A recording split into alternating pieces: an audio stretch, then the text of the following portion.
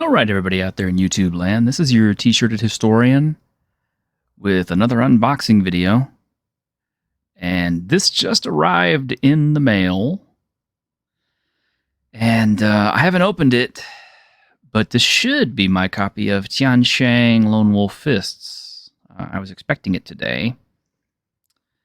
And just as a reminder, this is an unboxing video, so I'm actually not necessarily reviewing the game itself, but I am kind of showing you how the book looks if you get it from print on demand, and what you can expect if you purchase this product. I want to thank Joel Clark for sending me a code to greatly reduce the cost of this book, because it was a bit on the pricey side to get it print on demand through DriveThruRPG.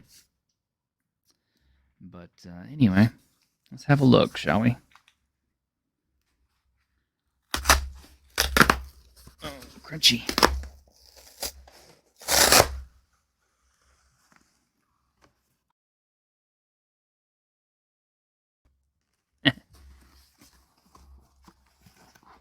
All right, just a sec.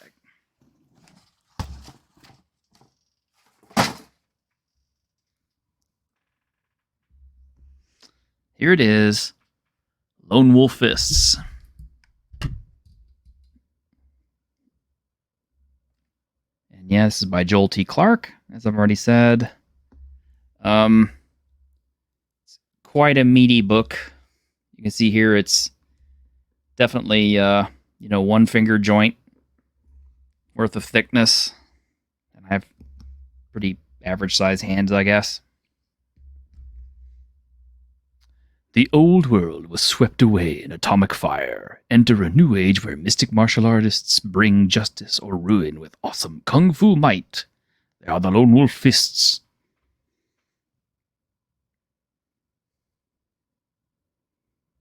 Really nice. Bright yellow back cover. Real pretty looking front cover.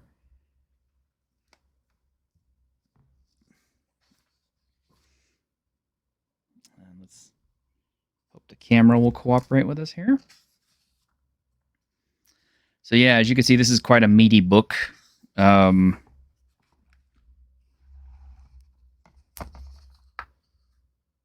goes at least all the way up to 309 pages.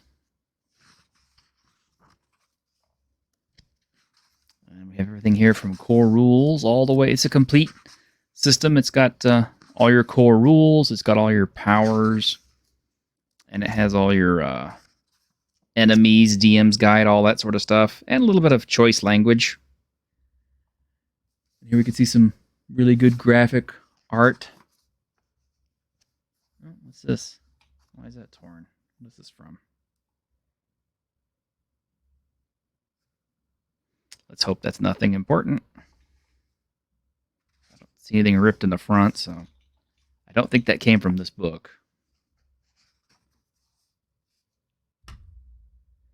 All right. Our special abilities. What is it made from? Here's our heart effects. Yeah, as you can see, it's double column all the way through. There is artwork in it, and it's pretty nice, actually. Really old school.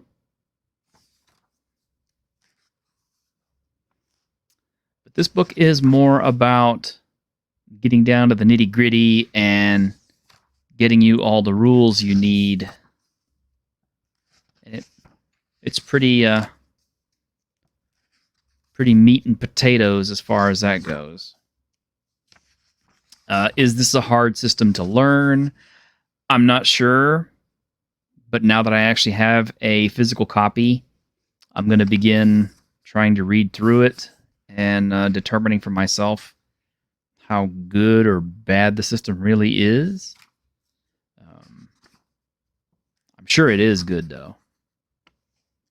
And one of the things I have to say, too, is, we had Joel Clark on the stream a few weeks ago, and he really had a lot of enthusiasm for his product, and I always like that. I mean, if you have a creator on, creators should be excited about the stuff that they make. Should be enthusiastic, and I like that about him. I like that about a lot of the creators that we've had on.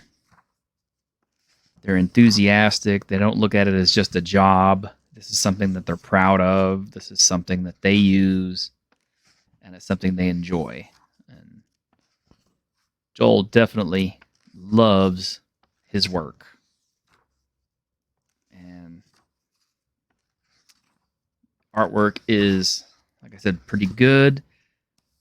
Real, you might kind of think at first, wow, these descriptions really take up a lot of room. Perhaps they do. I might have gone with a slightly more condensed type on some of these, but they are pretty clear about what is what, so I will give them that. I certainly don't feel like he was trying to stretch out his page count or anything, because there is actually a lot of stuff in here. I mean, effectively, this is basically it's kind of a superhero system. Very thinly skinned as a super martial arts role-playing game.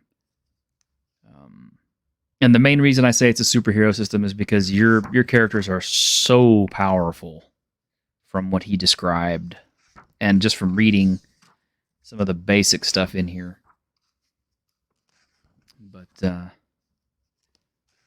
I'm actually really enthused about this. I think this is going to be a good one.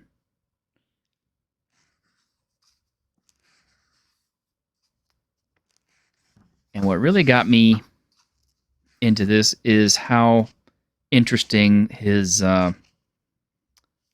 creation tables are for adventures and stuff. Yeah, here's where the NPC section starts. We're already on page 144 here. So this is already a pretty good chunk of the book. I do like how it's broken up, despite the fact that it does have quite a lengthy page count. Kind of in the fact that you do feel like you're getting your money's worth out of it. And here the typeface gets a little smaller, but it's still very much readable. And it does have black boxed texts.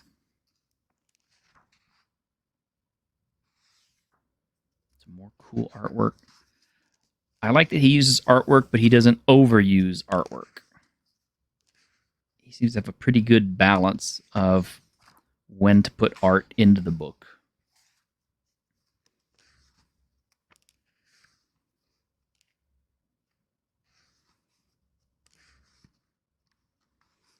Here's prices and buying things. Here's our actual bestiary.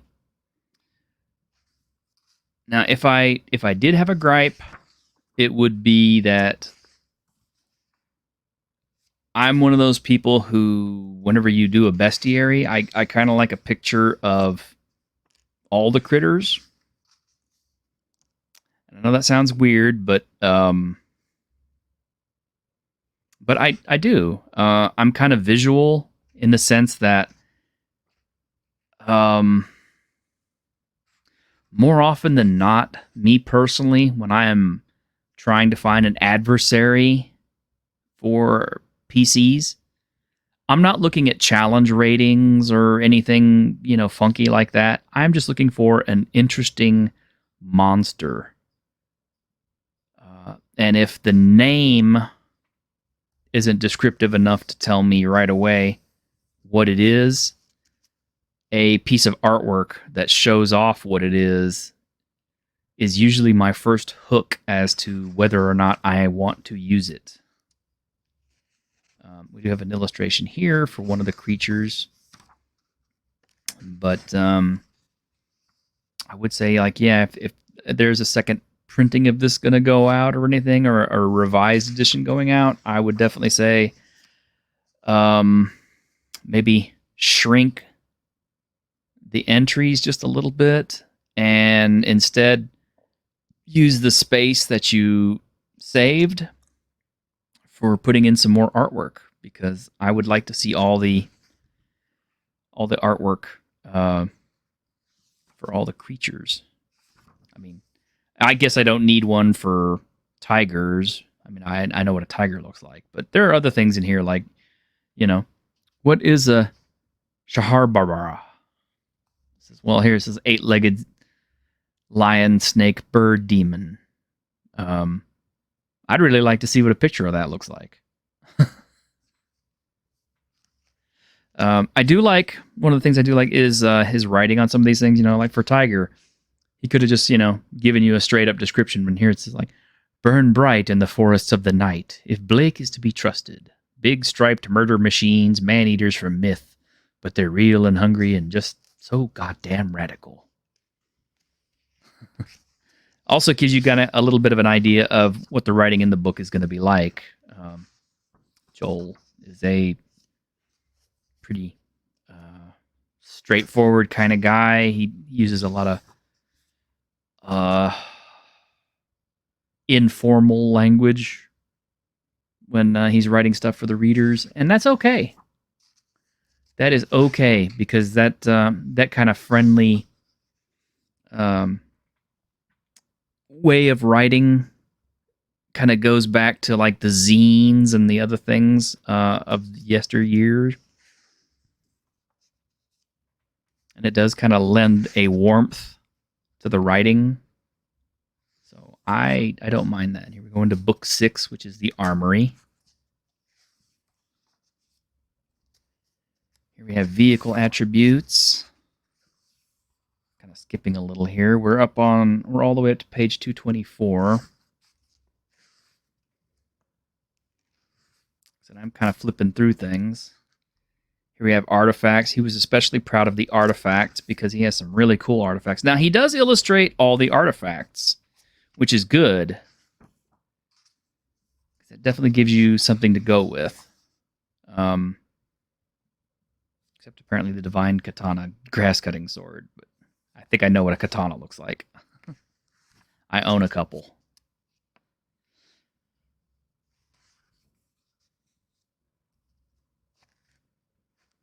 These are really cool. I would actually like to see some more artifacts just because, a whole other book of artifacts. Like, Joel, come on, man. Write some more for this thing, please. This is too cool. Just write some more stuff. We need some more stuff. Here we are in the lore section. Okay, here's what I'm talking about right here. Look at how detailed these encounter lists are. They're very complete. You have everything. You have dooms. You have societies, master encounter. You have NPC generators, tracked and field, spices, all kinds of stuff. Struggles, strengths. The only other author I could compare this level of detail in their tables is probably Kevin Crawford and all of his sandbox style games. And you guys know what a big fan of Kevin Crawford I am.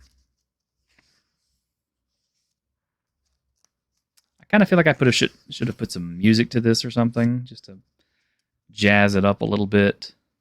Maybe you guys wouldn't have appreciated it. I don't know. But let me know in the comments. But yeah. This is some good stuff.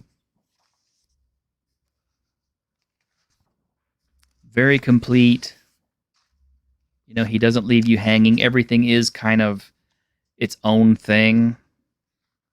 So every location kind of feels individualized. It doesn't feel like it's, one place does not feel like another.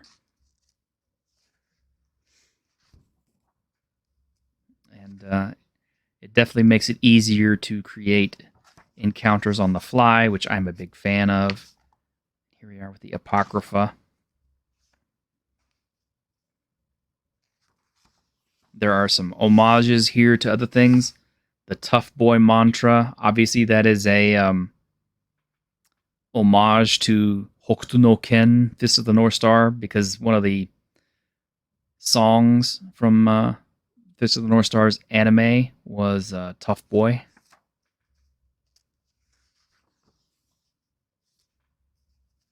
There's actually kind of a lot of Fist of the North Star homages in this, which is one of the reasons I got interested in the first place, because everybody knows what a fan of Fist of the North Star that I am.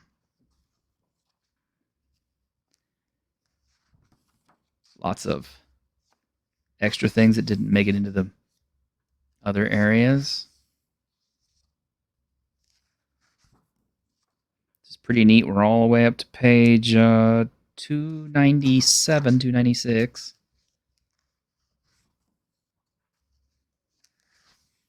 You know, despite the fact that this is a big, chunky book, I don't really feel like this is a lot of reading, for the simple fact that I feel like once you get the basics of what you're after, from there on, it becomes a case of just looking for what you need or what you want. Not so much a case of you have to know every single thing about every art, every power, etc., etc. Just a little kind of a truth and a piece of advice for people. All teaching is basically just knowing more than what your student knows.